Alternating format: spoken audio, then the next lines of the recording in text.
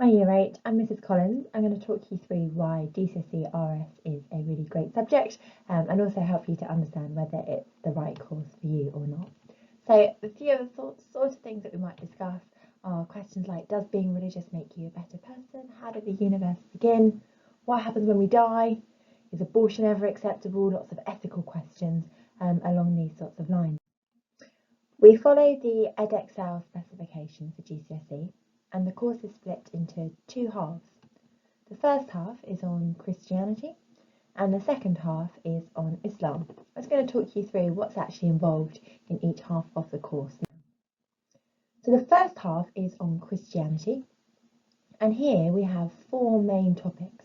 So the first one is Christian beliefs, and here we talk about things like, what do Christians actually believe about God? Where do these beliefs come from? How does it have an impact on their lives? And questions like, how does evil and suffering challenge belief in God? Can you still believe in God when there's evil and suffering in the world? We then go on to what's called a theme. So this is where we take some of the Christian beliefs and we apply them to ethical questions. So our next unit is on marriage and the family. And here we ask questions around sexual relationships. We talk about divorce, whether that's ever a good thing, and also a bit about gender equality. So are men and women equal? Should they be treated equally in society? Are they treated equally in society? And similar ethical questions. Our third unit is living the Christian life. So going back to content here in terms of what it means to be a Christian, how does that play out in everyday life? And finally, matters of life and death. This is one of my favourite topics because we get loads and loads of good discussion around medical ethics. So things like abortion and euthanasia, asking questions about whether life is ours to decide what we do with it, or whether life is for a greater purpose, and where the universe came from, origins of life, all those sorts of questions. So that's the first half of the course. For the second half, we look at some similar topics but from Islam. So the first half Christianity, the second on Islam. So again, just like we do in the first unit, we then do Muslim beliefs. So what do Muslims believe about God? What are their main beliefs and their statements? Where do these ideas come from? And also Muslim beliefs on the afterlife. So is this life our only life, or what happens when we die? Secondly, we take those Muslim beliefs and we apply them to the topic of crime and punishment. So here we're thinking about the idea of justice. What does it mean for something to be fair or just? When does somebody deserve a punishment? What sort of crimes would warrant a punishment? And also whether the death penalty is ever acceptable as a way to punish somebody for a crime. Our third topic is living the Muslim life. So again, like we did in the Christian half where we talk about living the Christian life, we now look at what it means to be a Muslim in today's world. So what does everyday life as a Muslim look like? How do their beliefs impact on the way that they live? And our final unit is peace and conflict.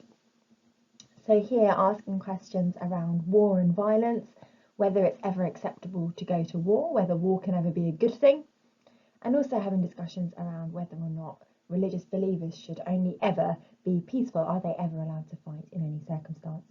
So that's the content. You might then be thinking, how am I actually assessed in religious studies? So it's 100% examination, it's all written examinations, and there are two exams which you'll complete at the end of year 11.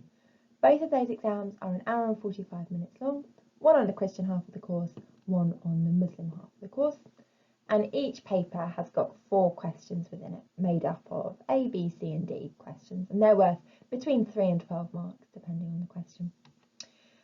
What I would say is don't worry about the assessment, you get lots and lots of practice in class, lots of support with exam technique as well.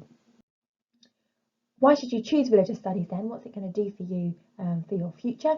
So regardless of whether you are religious yourself or not, religion is all around us. 84% of the world's population claim to have some sort of religious belief. So it's something that affects the entire world. It also gives you the chance to form your own opinions about things and helps you to debate really big questions, things that you don't get a chance to talk about in other subjects. In terms of your future, gives you lots and lots of good knowledge and skills that will help with different careers. Some careers that people choose after doing religious studies might be in law or politics, sometimes going into teaching or journalism, business studies, all sorts of things that religious studies opens up for you, because it helps you to develop arguments, helps you to communicate well, and helps you to think really clearly about what your own views are on the world. Finally, how do you know if it's definitely the right subject for you? Well, I've put on the screen here some of the things that it helps you to consider.